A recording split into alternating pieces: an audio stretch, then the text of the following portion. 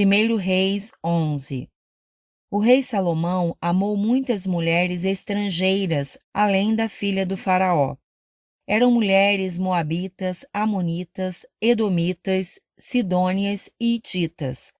Elas eram das nações a respeito das quais o Senhor tinha dito aos israelitas: vocês não poderão tomar mulheres dentre essas nações, porque elas os farão desviar-se para seguir os seus deuses.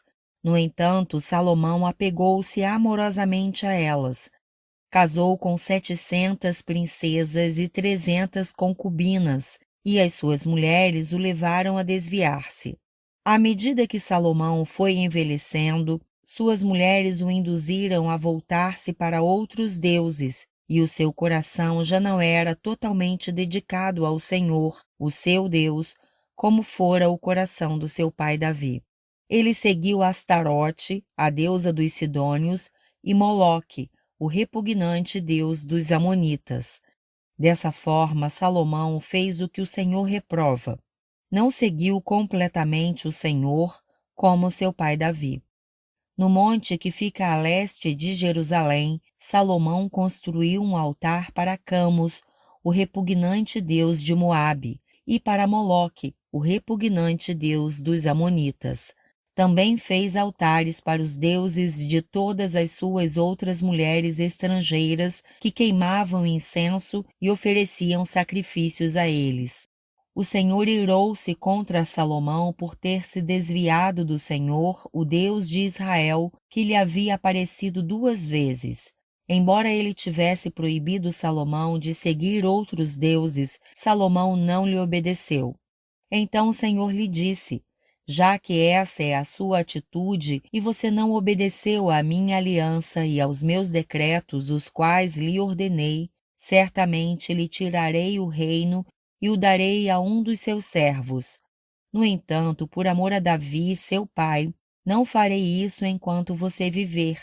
Eu o tirarei da mão do seu filho, mas não tirarei dele o reino inteiro. Eu lhe darei uma tribo por amor de Davi, meu servo, e por amor de Jerusalém, a cidade que escolhi. Então o Senhor levantou contra Salomão um adversário, o edomita Hadade, da linhagem real de Edom.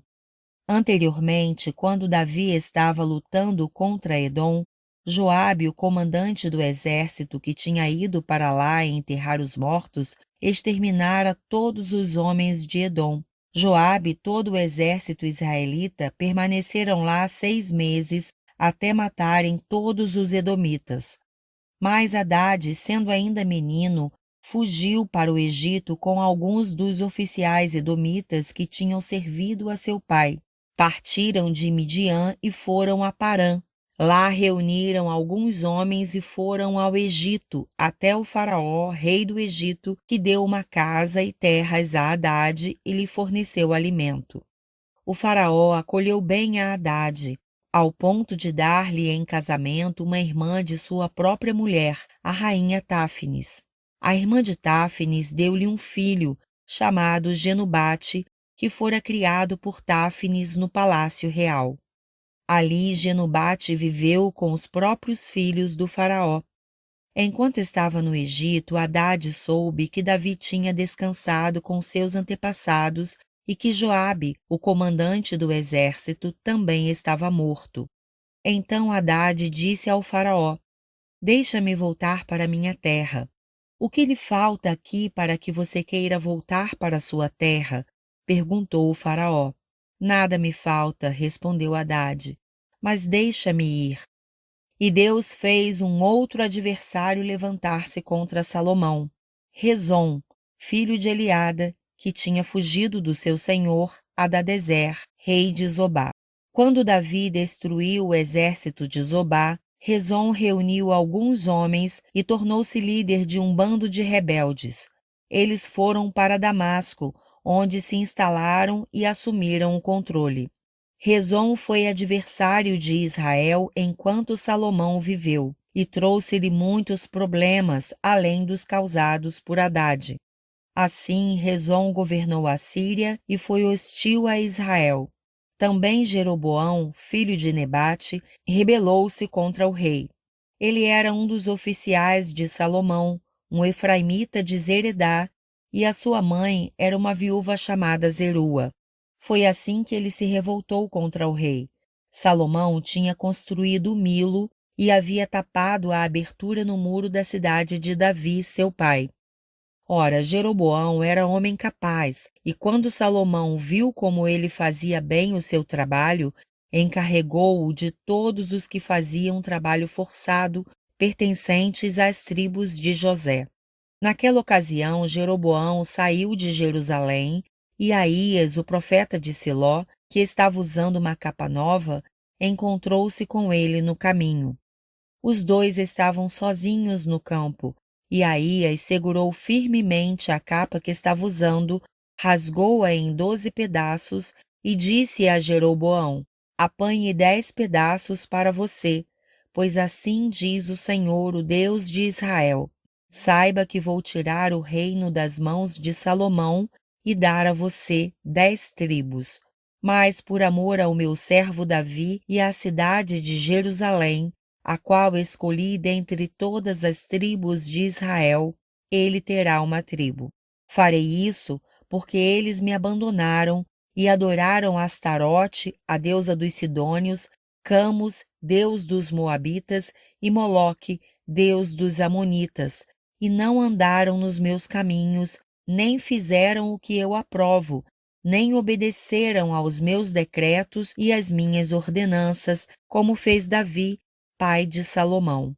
Mas não tirarei o reino todo das mãos de Salomão. Eu o fiz governante todos os dias de sua vida por amor ao meu servo Davi, a quem escolhi e que obedeceu aos meus mandamentos e aos meus decretos. Tirarei o reino das mãos do seu filho e darei 10 tribos a você. Darei uma tribo ao seu filho, a fim de que o meu servo Davi sempre tenha diante de mim um descendente no trono em Jerusalém, a cidade onde eu quis pôr o meu nome. Quanto a você, eu o farei reinar sobre tudo o que o seu coração desejar. Você será rei de Israel. Se você fizer tudo o que eu lhe ordenar e andar nos meus caminhos e fizer o que eu aprovo, obedecendo aos meus decretos e aos meus mandamentos, como fez o meu servo Davi, estarei com você. Edificarei para você uma dinastia tão permanente quanto a que edifiquei para Davi, e darei Israel a você. Humilharei os descendentes de Davi por causa disso, mas não para sempre. Salomão tentou matar Jeroboão, mas ele fugiu para o Egito, para o rei Sisaque, e lá permaneceu até a morte de Salomão. Os demais acontecimentos do reinado de Salomão, tudo o que fez e a sabedoria que teve, estão todos escritos nos registros históricos de Salomão. Salomão reinou 40 anos em Jerusalém sobre todo o Israel. Então descansou com os seus antepassados e foi sepultado na cidade de Davi, seu pai, e o seu filho Roboão foi o seu sucessor.